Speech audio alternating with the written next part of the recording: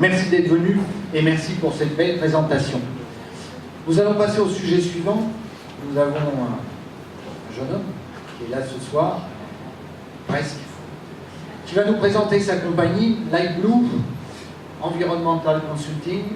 Je vais te donner la parole, te présenter, puis présenter ton entreprise.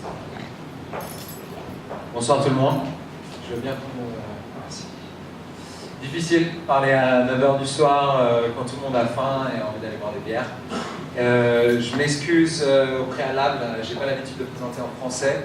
Je veux pas paraître condescendant ou celui qui a quitté ses racines, mais donc je risque d'utiliser un petit peu d'anglicisme, probablement de manière un peu décalée, mais j'espère que vous connaissez Jean-Claude Van Damme et que vous portez en estime.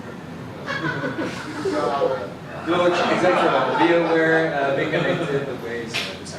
Donc, Light Blue Environmental Consulting, je vous vois venir. Oh là là. Merci. Encore un hippie qui va nous parler de trucs qui ne nous intéressent pas. Qu'est-ce qui se passe? Donc, Light Blue. Avant de commencer de parler un peu de détails un peu plus précis, j'aimerais que vous me répondiez très franchement par rapport aux 3 slides qui vont suivre, ceux qui sont d'accord avec ce statement. Première liste. Donc, bien sûr, ça marche aussi, vas-y Jean-Claude, c'est pas mon truc, t'es marrant quoi. Il marche pas.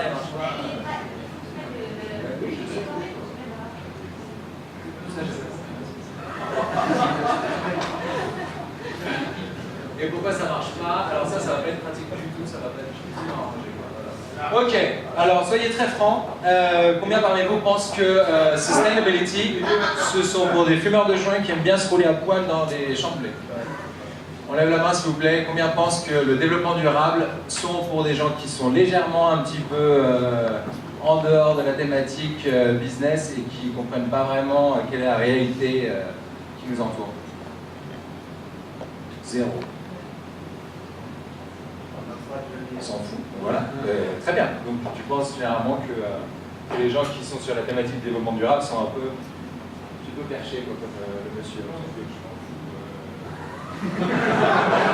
Très bien. On va. Excellent. Donc une personne, d'autres candidats. C'est mieux avant, oui. Il y en a un paquet qui va se dire. Exactement. C'est pas grave les gars, vous pouvez être francs, hein, on n'est pas obligé de bosser ensemble. Combien pensent que, effectivement, adopter une approche qui soit socialement et environnementalement responsable coûte de l'argent et n'est pas économiquement viable? Et. Ok, bien. Minorité, c'est étonnant. Combien pensent que le développement durable ou la sustainability peut se résumer à ça, et en particulier dans le domaine de l'hôtellerie? On change les ampoules et de temps en temps on va essayer de réutiliser sa serviette et job is done, le boulot est fait. Ok, j'aime beaucoup l'interaction avec cette audience, je pense que c'est hyper. On a une connexion qui est en train de se passer entre nous. Et... Hein? Vous êtes complètement absorbé? Ouais, c'est ça. Ouais. Ok, très bien. Ensuite, combien pensent que effectivement adopter une démarche qui soit socialement, environnementalement responsable implique des compromis? Ouais. Donc vous êtes assez d'accord avec ce genre de truc, si le rouleau de papier toilette est fini, utilise ta cheville. La mienne. Utilise celle du manager. Ok, très bien, ça marche. D'accord. Donc, pour donner une petite vue d'ensemble, moi j'ai commencé dans le domaine du développement durable il y a 8 ans, en commençant chez Accor. Ensuite j'ai bossé comme consultant avec l'ONU, avec l'Union européenne. Et j'ai commencé à me focaliser sur des domaines très précis dans un marché qui est déjà niche, quoi, le développement durable dans l'hôtellerie. J'aimerais également vous poser une dernière question, et promis, il n'y en aura plus après parce que je sens que ça passe pas hyper bien. Est-ce que combien de vous pensez que on va dans la bonne direction? Combien de vous, est-ce que vous pensez que d'ici 20 ans, on sera dans une meilleure situation, nous en tant qu'espèce humaine, que la situation dans laquelle on est aujourd'hui? Qui sont les optimistes? Ok. 30, 40%. C'est tous les jeunes. Ok, d'accord.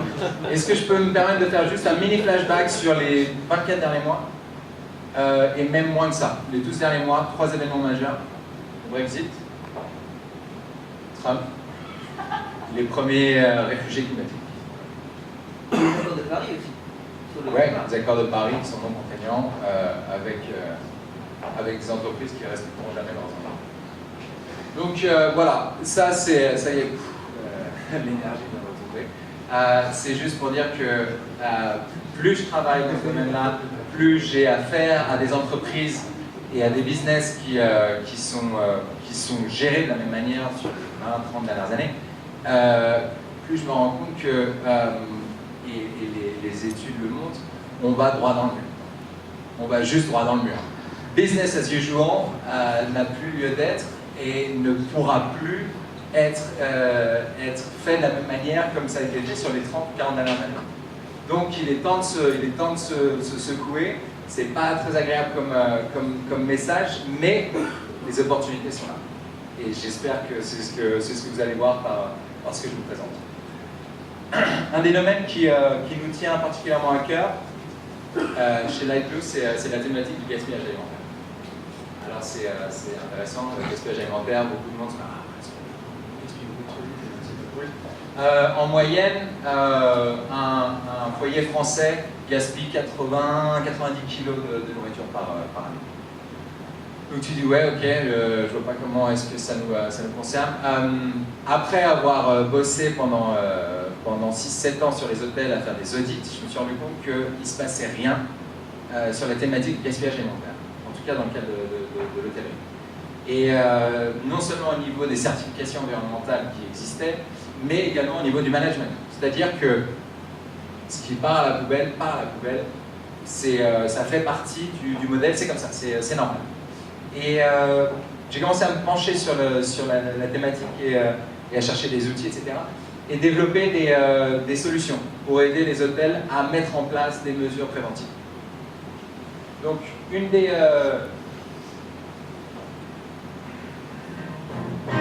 vidéo,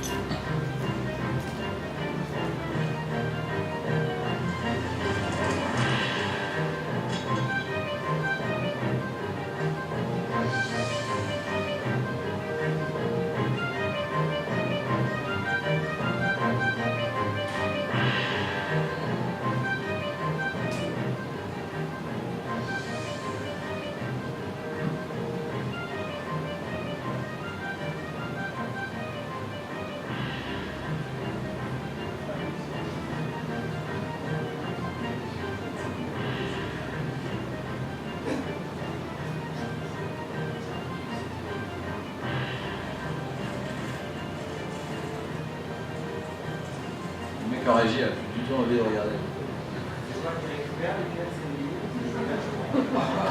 C'est financé par les taxpayers en Europe. Merci. Donc voilà, je pense que ça reflète en fait la manière dont on perçoit le gaspillage alimentaire à l'heure actuelle. C'est une perte nette au niveau des opérations.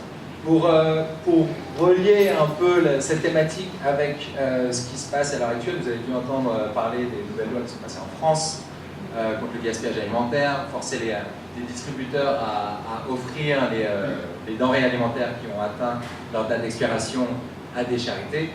La dernier article paru dans Boursorama estimait que le business du food waste en France était autour des 1 milliard d'euros. Des food waste en France. Donc c'est pas VVF ou Tree Huggers qui partagent ça, ce sont l'AFP et des données économiques solides. On a donc monté avec l'iBlue et avec certains partenaires ce qu'on appelle The Pledge on Food Waste. The Pledge, c'est le condensé de ce qu'on a pu tester, fine-tuner, adapter sur les 3 dernières années, notre approche par rapport à la prévention du gaspillage alimentaire et comment condenser ça en un programme qui permet aux hôtels de mettre en place les mesures nécessaires pour limiter.